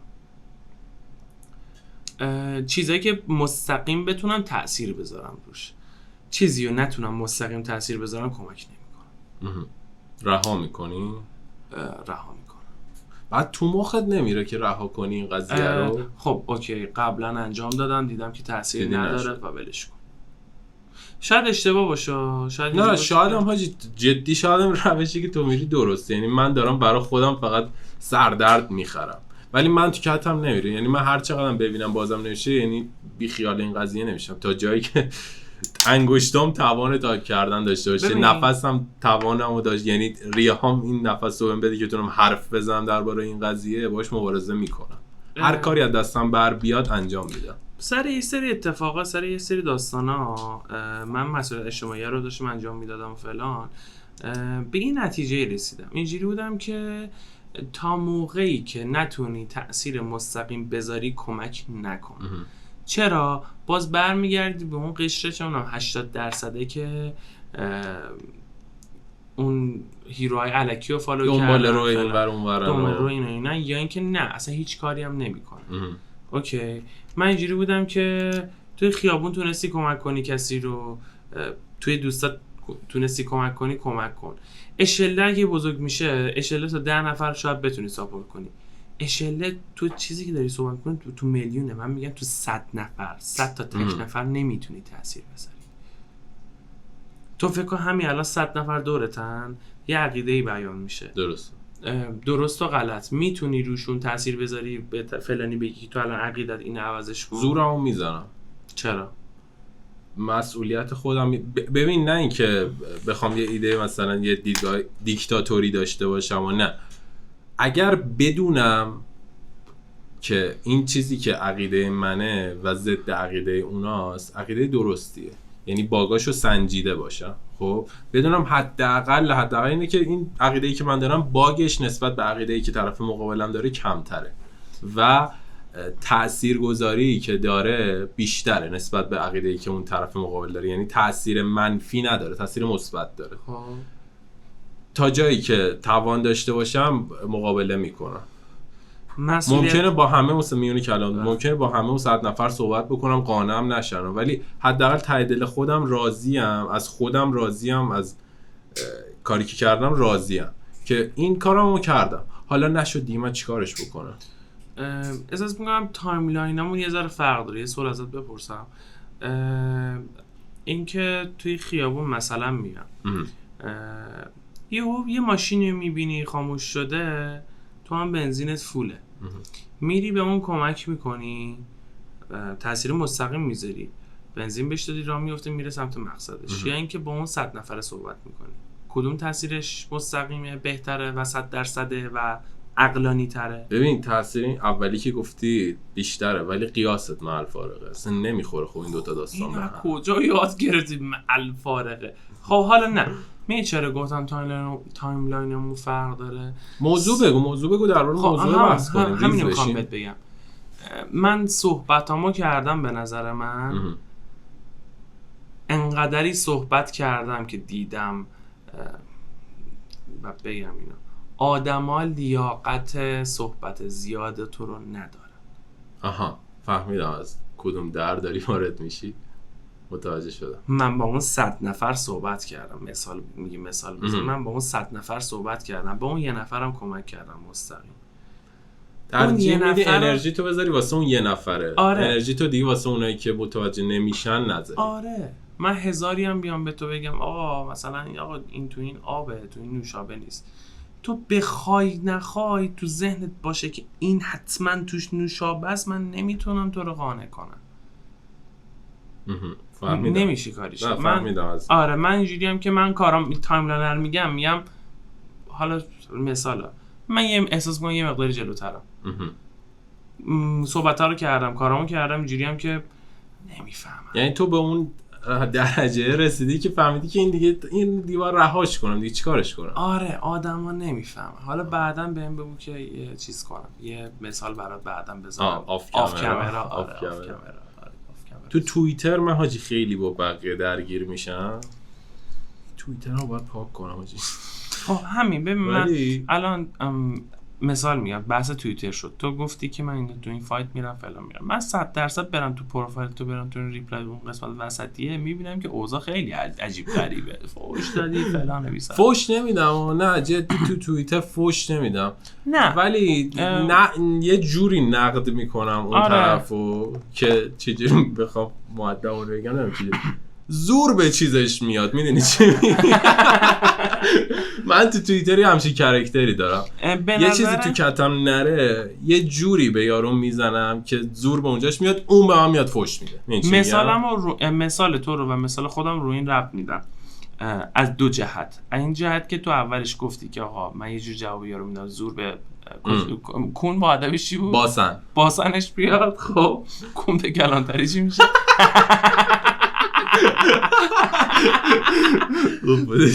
قوی بود. آره اینو از رفرنس جوکشو بدونی. خب آبه تو میخوام بگم بچه ها شارژ کنن حسین جان چمرت کامل کن بگذاریم بفرمایید.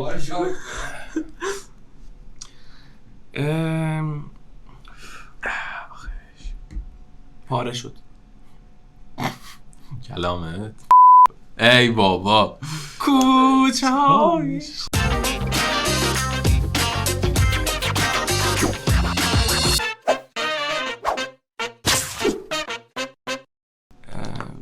چیو به چی داشتم ربط میدادم؟ توییتر رو ببین بحث اون کامنت تو بود، گفتی آقا من یک جوری جواب طرفو دادم، طرف فشاری شده فلان شده اذیت شده از اون چیز، به عقیده تو اون درسته و به نظر تو فشار اومده. حالا من میخوام این بره داستانو بهت بگم، تو جای طرفی که همچین کامنتی دیدی چی کار میکنی؟ فشاری میشم. نه اون انقدر این کامنت منفی رو دیده اینجوریه میخونه فلان مادرت. ای بابا مادرم داره میبینم. نه تو به اون طرف گفتی دیگه. خب ببین همین دست میدم وایسا، دست میدم دهنت چه میدم فلان. ای بابا بلاک. ریاکشن طرف اینه، طرف فشاری نمیشه. چرا؟ من اکثرا فشاری میکنم. نه ببین آدم یه اصلی داریم تو فیزیک میگه نیرو تقسیم بر 100 مساوی فشار. نیرویی که من میذارم رو مغز اون آدم باعث فشاری شدن. نه بحث اون آمار، اون اشلس، اون که اون جامعه آماری آدم است. آدم خیلی اگه کوچیک باشه 100% تاثیر میذاره. تو الان مثال برات بگم، 2 تا کانال یوتیوب رو در نظر بگی، جفتش فوتبال داره تماشا. 2 تا کانال یوتیوب رو در نظر بگی، جفتش کانال خودته. یه دونش حال حاضرته، یه دونش 5 سال دیگه‌ته. الان 100 نفرن، 5 سال دیگه 1 میلیون نفرن ایشالله. اون موقع اون یه دونه کامنت منفی بیشتر میره رو مخت یا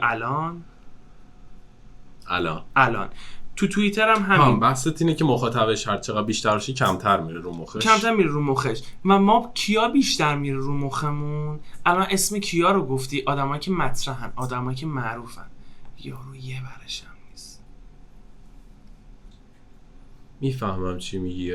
اون کوچیکه رو میگم اوکی، یارو میاد یه چیزی بهت میگه، خب اون جایی که دیدی رفتی تو فایت، رفتی تو این که طرف داره جوابت، هر موقع فهمیدی که یارو داره جوابتو میده بدون فشاری شده، اوکی. الان من با اون شخصی که بهت گفتم موشیماکاتو زیان فلان یه چرت گفتم، بلاک شدی روش نرفتم. به نظرت همین که بلاکت کرد روش تاثیر نذاشت؟ فشار نبوده که نه ببین یه درصدی از فشار شده که رفته سمت بلاک، وگرنه که اصلا جوابتو نمیداد. خب نه، ایگنورت میکردش. خب ببین ریاکشن ها مختلفه. دارم بهت میگم کاره نمیگم بیهوده است، کاره رو مخ خودت بیشتر میره. می بحث چیه؟ بحثمون فوش دادن است، بحثمون بی احترامی است. تو هر چقدر بیشتر با آدم فوش بدی، بیشتر بی احترامی کنی، اون انرژی منفیه، اون وایبای منفی بیشتر سمت خودت میاد. من اینجوری هم که یارو یه کار اشتباهی میکنه، الان این شکلی هم الان یه کار اشتباهی میکنه، یه عقیده اشتباهی داره. اگه فرد نزدیک زندگیم باشه، یعنی که یک رفیقی باشه فرد نزدیک، اونجوری هم که بشناسمش، یک رابطه ای ارتباطی با طرف داشته باشم، سعی میکنم بهش بگم قانعش کنم. اگه آدم دوری باشه میگم ولش کن، بی خیالش میشی، میذارش کنار. آره. جنگیدن با این آدما اصلا اشتباهه، چون هیچ مقصود و هیچ هدفی رو نمیده. اینو که قبول دارم، اینو فکر کنم تو نیم ساعت اول اپیزود گفتم که اینو قبول دارم که این یه کرمیه که از درخته که من خودم کرم دارم که بحث کنم با اینجور آدما.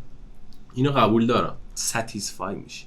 آره، گیلتی پلژرم. باورت میشه گفت. فکر کنم تو اپیزود منفیه یه بار ازم پرسید گیلتی پلژر چیه، جواب نداشتم. این گیلتی پلژر منه. میشه گفت. آره. باشه. دوست دارم که برم تو فایت با همچین سره. یه خاطره جالب بگم. تعریفی کردی نداره. اومدم اون چیزی که نباید بگم. چیو؟ ولش کن. همین که میری مغازه 30 تا بستنی میخری و یه خاطره جالبی دارم، شاید بامزه باشه. داشتم خاطره جالب فقط یه ساعت پیش داشتم تو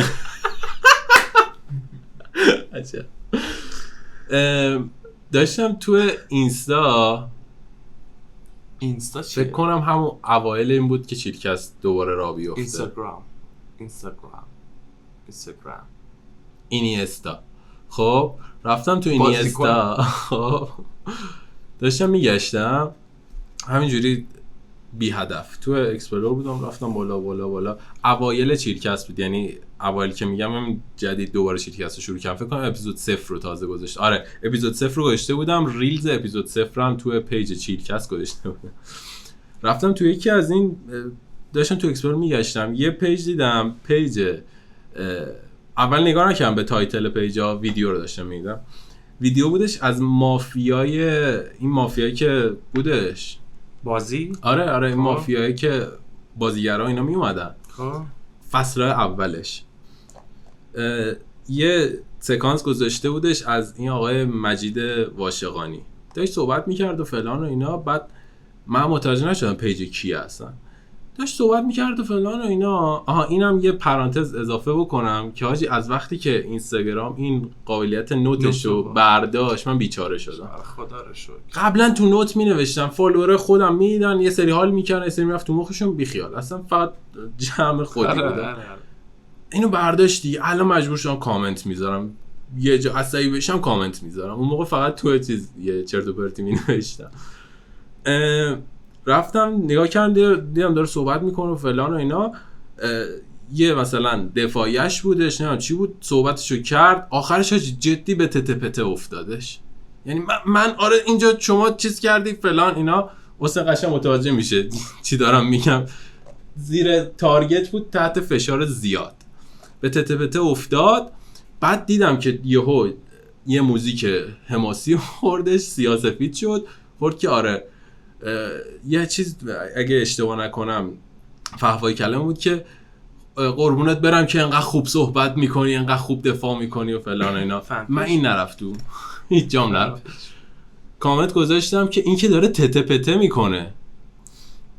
اینو گذاشتم، یه چند ساعت گذشت، مورد پیج چیلکست مورد هجوم فن پیج های آقای مجید واشقانی قرار گرفت. دیدم اومده بود، من با پیج شخصیم گذاشتم، ولی چون یه پست مشترک گذاشته بودم اومده بود تو پیج چیلکست، گذاشته بود که آره این دریوری‌ها چیه تو داری میگی، اپیزود 0 رو اینا که داشتم توضیح میدادم چیلکست چیه، این چه چرت و پرته، این چه فلانیه. پشمام ریخته بود حاجی، یعنی جدی پشمام ریخته بود که انقدر میتونه پیگیر باشه این نفر. تو بیکاری اونا از تو بیکارترن. از من بیکارتر. آره. بعد من یادم باشه اگه یه بیزینس چیزی خواستم شروع کنم حتما تو رو بلاک کنم. چرا؟ چون یه کامنت منفی میذاری. آره خلاصه پیج چیلکست همیشه برام ما سوال بود چیز اینا شده که بودش. کامنت منفی میزنن زیر پست چه شکلی ان کیان؟ خیلی برام منم سواله. خودت ببین. من برام میدونی چی بیشتر سواله، اینایی که فن پیج میزنن چه شکلی هن؟ سنین زیر رنج سنی زیر بستگی داره کی 15 باشه. ساله. نه بستگی داره کی باشه. اکثریت زیر نه، 15 آقا. ساله. ببین ما دو نوع تو داریم. تا حالا آدم 30 ساله دیدی که فن پیجی کسی رو داشته آره باشه؟ ما دو نوع داریم. خب فن پیج همه، اها. فن پیج گلزار. اون که اصلا یه اپیزود قبول داری یا می‌تونم- نه؟ قطعاً. ببین یعنی ما یک فن پیج داریم هاردکور فن داره، یعنی هاردکورن، یعنی نمیتونی بگی که بالا چشه های گلدار ابروه.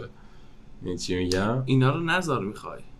من میذارم، مشکل الان حرف بدی زدم من. آره. تو خراب کردی همه چی رو خودت. تو خراب کردی احمق. خب اما خر.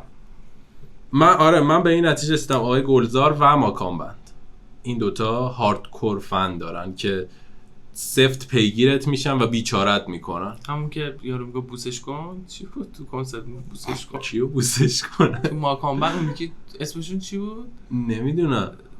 چی خواننده شون آره. نمیدونم. نه اونی که گفت نه چی بوسش کن فلان. خیر ایشالله. بیا بکن منو بوسو داره میگیم. نه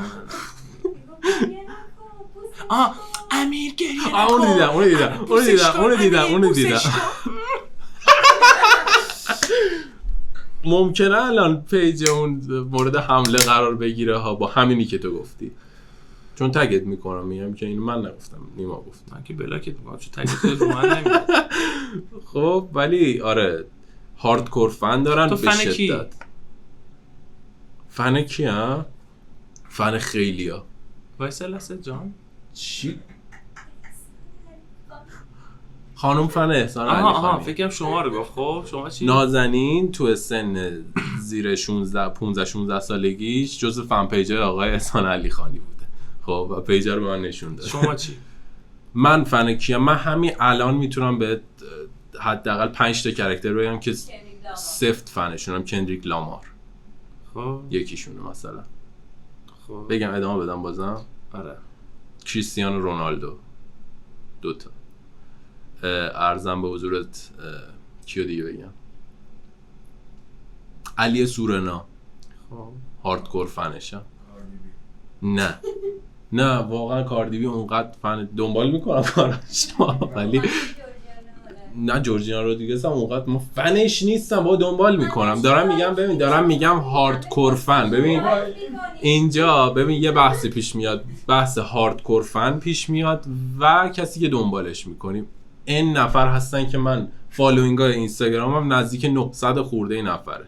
خب که اکثریت اینا هم شخص نیستن، یعنی شخص آشنا نیستن، پیجای بالایی که دنبالشون میکنم. خب بس بحث رو عوض کنیم، چیز خوبی من نمیتونم بعد این بگم. یه 2 تا دیگه موندش حالا تو ذهنم نه تو این ندارم. داستانی فن پیجی نرفته چیز خوبی بگم. بفهم. چون مثلا یه ساعت پیش میریم تو فایت. میری تو فایت. آره. خب غیر میخوای اشتباه. خورد یه تیکه کوچیکیشو بگم بریم مسئله بگو بعدی؟ قطعش میکنم. بحث این بود که کاراکتر داشته باشیم. خب نفهمید. همین دیگه، مخاطب بخواد میفهمه. برو بعد. من که تو بحث بودم. من کاراکتر ندارم یعنی. نه وچمو نمیگم. گرفتی. نه بحث این نیست، بحث اینی که چرا من واقعا فنشی نیستم. فنش کی نیستی؟ هیچکی. مثلا هیچ هنرمندی نیستی که فنش باشی؟ نه هیچکی. ایشون هم نیست. من هستم. پس چرا یه اشتباه خوب بهرامو به من گفت؟ باشه چه ربطی داره؟ گوش میدی؟ فنش نیستم. بالاخره گوش میدی. کسی که فنش بشه همه آهنگاش گوش میده. این 7-8 آخریه رو که اصلا گوش نده. منطقیه. شاید من باید برم بیشتر رو کاراکتر خودم کار کنم. من کسی هم که با قدرت قبول میکنم که ضعف دارم تو کاراکترم. باید برم بیشتر رو کاراکترم کار بکنم. ببین بحث بیسیک فن پیج چیه؟ بحث اینه که تو از یک شخصی یک سری چیزها، یک سری حرکات، یک سری حالا قیافه‌شو بذاریم کنار، یک سری چیزاشو دوست داری و دنبال میکنی. بحث چی بود؟ بحث نگم دیگه، میریم تو فایت. خب چند دقیقه شده به نظر تا الان؟ الان 13 دقیقه. بعد تو یه رو جمع شد. دیگه بحث دیگه ببینم دارم با انجام بدم تو 13-14 دقیقه، چون نمیخوام اپیزودم بالای 2 ساعت بشه. الان چطور بود تا الان؟ راضیم نسبت به 1 ساعت و نیم پیش خیلی بیشتر راضیم. خدا رو شکر. یه اپیزود دیگه حتما بیا پیشمون. خیلی باید فکر شده الان عمل کنم.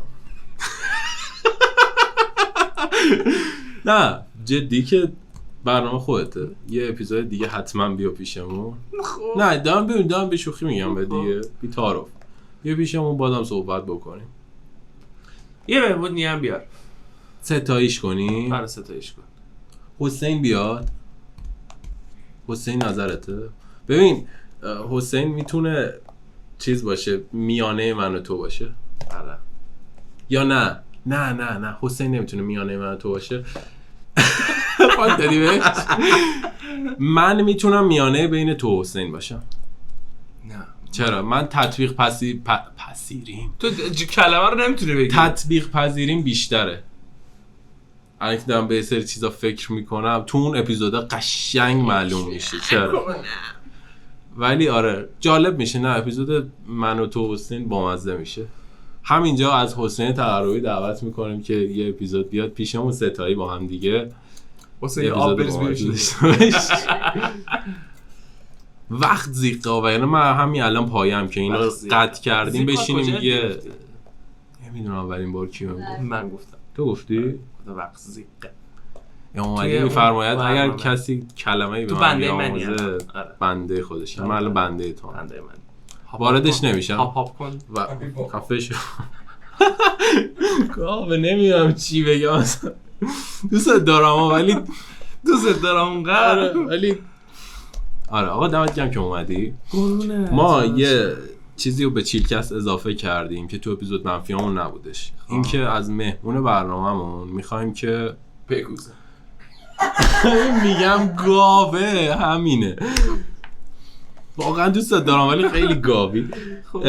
از مهمون برنامه میخوایم که آخر اپیزود برای کسایی که این برنامه رو میبینن، مخاطبایی که میبینن این برنامه رو، یه کتاب، پادکست، فیلم، سریال، هر کدومی که دوست داره، اگه میتونی هر کدومشون رو میتونی یه دونه بگی یا اینکه کلا یه دونه بگی دیگه، معرفی بکنی که معرفی کنیم به مخاطب. موزیک هم میگن اضافه کنیم. میتونی از هر کدوم یکی بگی، میتونی کلا یه دونه بگی.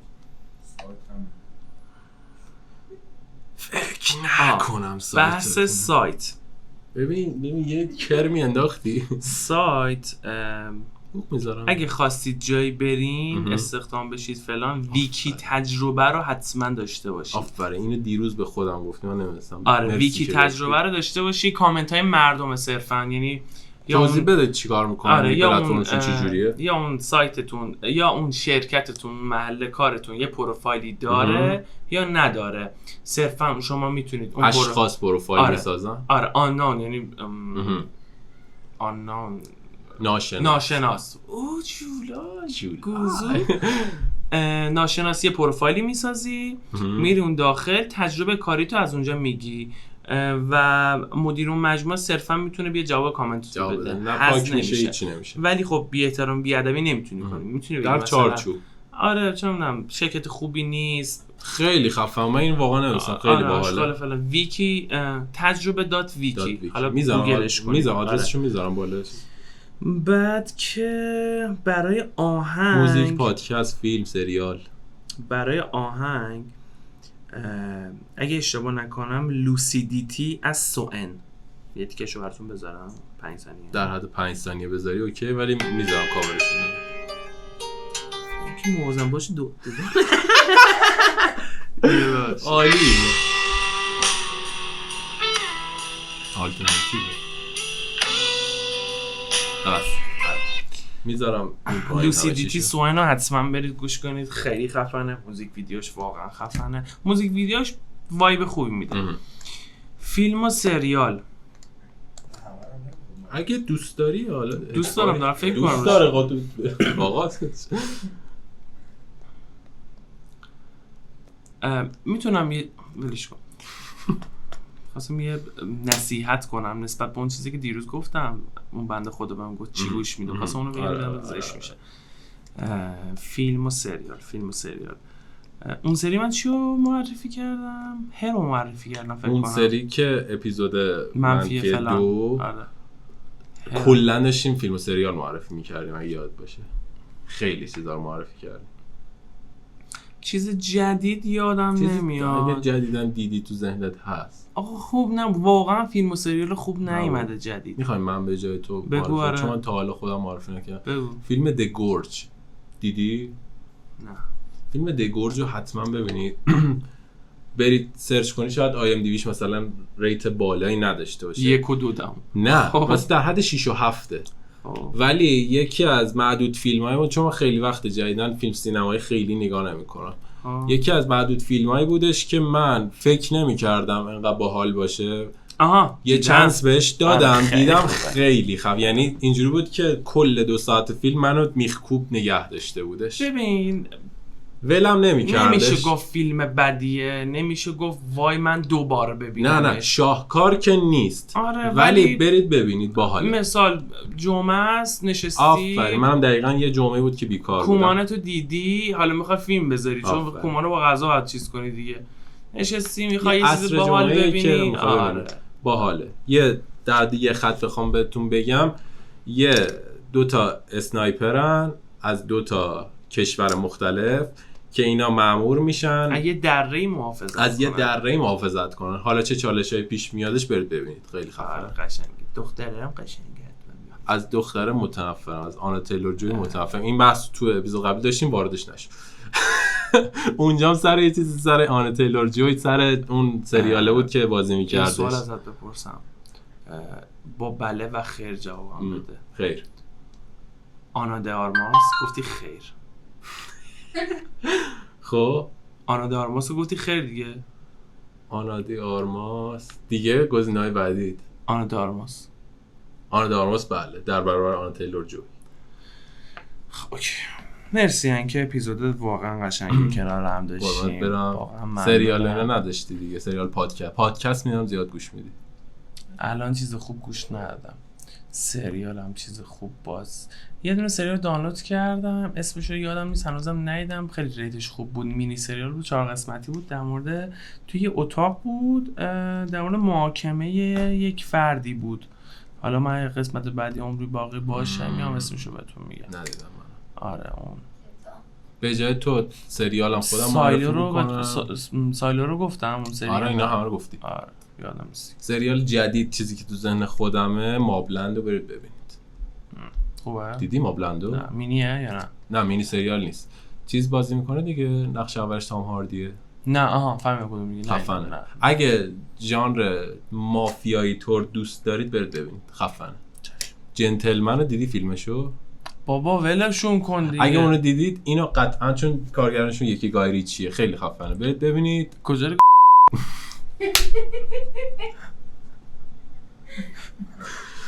ممنون که اپیزود دیدید. مرسی دستتون در نکنه.